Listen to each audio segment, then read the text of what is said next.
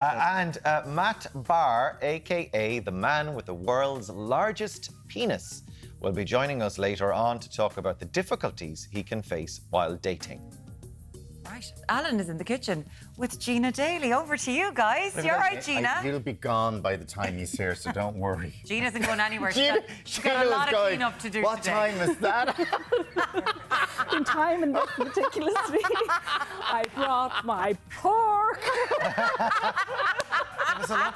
Give us a look at the size. Give us a look. I don't. So have you measured it? Well,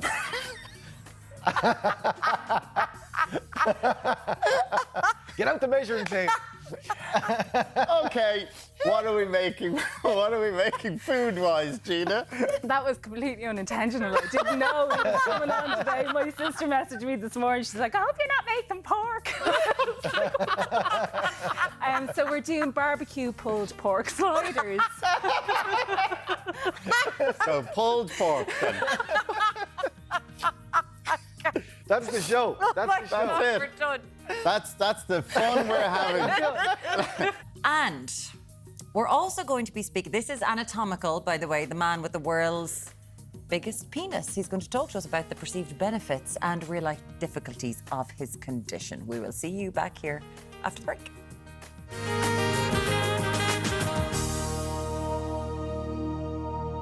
At 9:20, we meet the man with the world's biggest penis. He'll be telling us how an experience on a nudist beach helped boost his body confidence. We're speaking to a man who won the bizarre title of world's largest penis. Talk to you in a minute. Having the largest medically certified penis in the world comes with positives and negatives. Yes, that's according to Englishman Matt Barr, who joins us via Zoom this morning to tell us more. Matt, you're very welcome, and thanks for joining us to tell your story this morning. How are you? Yeah, thank you for having me on to tell me my weird story, I guess. But worth telling. Yeah, well, you say it's a weird story, and I suppose not everyone has this complaint. Joking, and there've been innuendos, there's been laughing and joking, there's been messing, there's been sniggering, but it is, as we'll get into, it seems like a pretty serious situation that you've had no control over. That you have the world's largest penis. Can we talk, in terms of size, what is the measurement? Yeah, well, in terms of the two studies I've done recently, and there's a bit of fluctuation and different methodologies between them. The one in March was measuring 31 centimetres as length, obviously, and then the one I did in July was 36. So this is the one in July sort of takes into account the fact I'm a little overweight now, although I'm losing some weight and improve my vascular health and all these other things. So it's mostly a hormonal thing, and then in circumference that's nearly 8.5 as well. Wow, there you go. There's an image to give you an indication in terms of comparison with the average. That's in comparison. The average is the other one. Yeah. Adam, our researcher, we sent him to was it Super Value yesterday? God love him. He had to go from cucumber to cucumber, trying to find a cucumber of a size that would be reflective of what we're talking about there. And that's every day for you. Yes, obviously that's when not just walking around, but that's every day. Yes. Wow. When did you first start noticing? Because this was natural to you, obviously. When did you go, oh, there's something different here? Yeah, it is. I mean, it's natural. It's seemingly some strange hormonal thing. The doctors can't even figure it out, really. But I noticed it in the showers at school, because I grew up before I had the internet, really, as well. So that was kind of the way I think any other guy saw another guy, really. It was just in the showers. And obviously, even that then, we were trying to cover it up because there's always that fear. And I think when people see what you got and see how different you are, there's always that sense of, the freak factor. People always do. You make fun and tease. And as you get older, you sort of appreciate that there are some positives with it. Yeah. But certainly growing up, it was definitely pushing back in my shell somewhat, just to be kind of, again, different, because everyone wants to be the same. That's interesting, yeah, because there is this sort of thing. We were just having a conversation about growing up in an old boys' school, and there is that sort of like lads, and the bigger the better, and it would sort of elevate you to a status-wise. You'd be like, you'd have something to show off about, but it was the opposite for you. Kind of, yeah. Basically, I mean, obviously, I think in my life, I've definitely gone for periods where I'm a bit more exhibitionist, even though it's like proud of it, and then points where I'm very ashamed and you really want to hide it. Obviously, the issue is when people fantasize about this, they think about it being only in their key moments. They think about it like when they are, trying to impress a partner or, show off on somewhere. They don't think about it what it's like to go to work or, commute or all these other things or just do sports. So it's the stuff where that's where it's really cumbersome. So more of the time, it's more annoying than when it's good. Yeah. And obviously, kind of people shoehorn you and they have certain assumptions of you, like, oh, why are you not doing porn? Why are you not, a sex-crazed idiot? That's the sort of assumption people make just because of a certain body part, which you don't get with, other parts. It's like if you assumed a woman with large breasts was, like an nymphomaniac, you go, that's obviously stupid. Yeah. But people have that assumption because that's not the way the media presents it. And the issue, obviously, because this is kind of a taboo topic, people aren't comfortable talking about it. And it's only the sort of thing that you hear in the more X-rated channels. And when you kind of, like, you're growing up as a teenager, you're going into your 20s, obviously, your hormones are raging and you're interested in, like, if you were interested in someone sexually, if you had a desire for someone, what's the situation there if you knew at that stage, oh, this is a bit bigger than it should be? Well, like I say, when I was growing up, there was always this culture of bigger is better. So there's the point where, and there was a lot of curiosity around it. Don't get me wrong. People certainly, again, when I was growing up, that was kind of the thing. So, there were a lot of curiosity. But obviously, the practicalities of the act is very different. So yeah, there was a lot of learning to try and overcome it. Yeah, I can imagine like reactions from partners or reactions, for your first time. No, but seriously, how do you broach that? I'm assuming that it's something that you actually have to talk about beforehand, because 100%. There's genuinely a fitting issue. I have had partners where I haven't told them, they basically run out screaming, in more words, or excuse themselves very politely, in those kind of degrees of things because of it, or even just bluntly say no.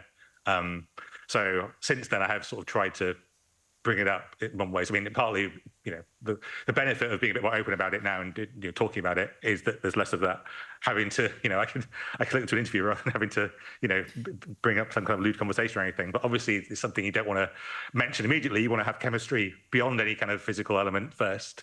But there's always that fear in the back of my head, like, what if I meet someone, it goes along really well, and then there's this physical incompatibility, because it does kind of narrow the pool of potential partners to some degree. Not that you can't have a good partner without a sexual component, but obviously a lot of people do want that. So you have to think about how do you adapt around it. Yeah, and how are you going to have that discussion?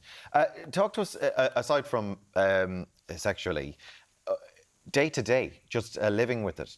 Tell us about that experience. That, like, do you go to the gym? Do you wear shorts? All those things that people might take for granted. No, I don't. I have a home gym, so I don't have to do that. I mean, I have used gyms in the past. Don't get me wrong. I've been kicked out of a few as well because of the assumptions about what I've.